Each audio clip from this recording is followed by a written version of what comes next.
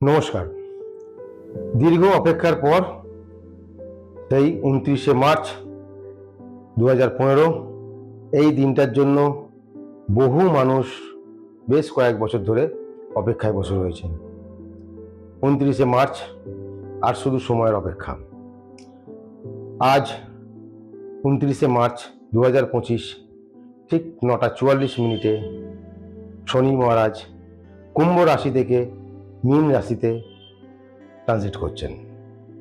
তো এতদিন ধরে যে রাশিগুলো ধাইয়া এবং সাড়ে সাতির প্রকোপে ছিলেন এবং বহু সমস্যার সম্মুখীন হয়েছেন, যেমন মকর রাশির শেষ হলো এবং কুম্ভ রাশির আরও ২.৫ বছর চলবে এবং মীন রাশির এখনও ৫ বছর চলবে এবং মেষ রাশির এই শুরু।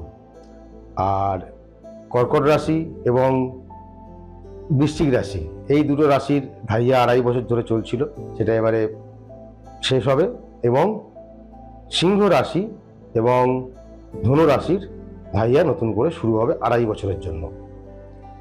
তো এই কর্কট রাশি এবং বৃশ্চিক রাশি, এই দুই রাশির ধাইয়া জন্য ২.৫ বছর এবং মকর, কুম্ভ, মীন, এই যে এতদিন ধরে ধাইয়া এবং সাড়ে সাতি এদের চলছিল, এর জন্য যারা ছাত্রছাত্রী তারা পড়াশোনাতে অমনোযোগের জন্য এবং ফিকিল মাইন্ড বা মন ঠিক বসাতে না পারার জন্য দেখা গেছে তারা যতটুকুন স্ট্রাগল করতো সেই অনুপাতে রেজাল্ট করতে পারতো না। দ্বিতীয়ত হচ্ছে যারা বৈবাহিক জীবন যাপন করছে তাদের দেখা গেছে যে অহেতুক সামান্য ব্যাপার নিয়ে ঘরে তুমুল অশান্তি তারা ভোগ করেছে। এবং যারা রিলেশনে ছিল তাদের দেখা গেছে যাদের ২ বছর, ৪ বছর, ৬ বছর পর্যন্ত আমি দেখেছি খুব ভালো রিলেশনশিপ চলছিল, কিন্তু হঠাৎ করে এই শনির সাড়ে সাতি বা ধাইয়ার কারণে হঠাৎ নানা কারণে অহেতুক অশান্তির জন্য তাদের ব্রেকআপ হয়ে গেছে। অনেক দুঃখ কষ্ট মনে গেছে। এবং যারা ব্যবসা করতো তাদের খুব ভালো ব্যবসা চলতো, দেখা গেছে তাদের ব্যবসায় লস। যারা চাকরিজীবী তারা চাকরির জায়গায় অশান্তি, ট্রান্সফার হয়ে গেছে।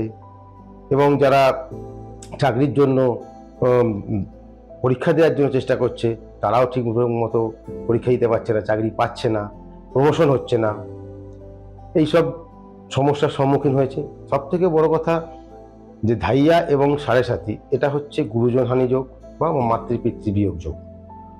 তো বহু মানুষ তাদের গুরুজনকে হারিয়েছেন, মা বাবাকে হারিয়েছেন। তো এতদিন পর এই ২৯শে মার্চ ২০২৫ তিনটে রাশি আপাতত স্বস্তির নিঃশ্বাস ফেলবে এবং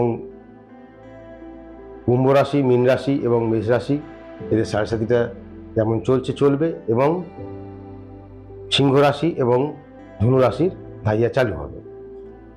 আমার বলার বক্তব্য হচ্ছে এটাই, যেসব রাশির জাতক জাতিকারা, যেমন ধরুন সিংহ রাশি এবং ধনু রাশি এবং কুম্ভ, মীন, মেষ, এই সব রাশির জাতক জাতিকাদের জন্য বলবো যাতে আপনাদের এই সমস্যার সম্মুখীন নাও হতে হয়। যারা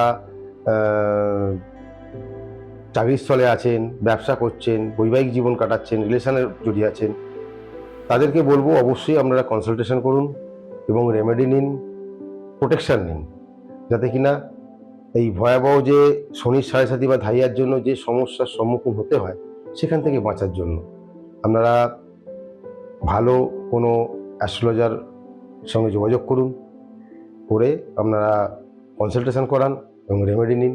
এবং যারা আমার ভিডিও দেখেন তাদেরকে বলবো অবশ্যই কমেন্ট করুন এবং কারুর যদি আমার প্রয়োজন পড়ে, আমার কাছে আসার প্রয়োজন পড়ে বা দরকার পড়ে, আমার ভিডিওতে ফোন নাম্বার রয়েছে, আপনারা সরাসরি ফোন করতে পারেন বা আমার ভিডিওতে কমেন্ট বক্সেও কমেন্ট করতে পারেন। নমস্কার।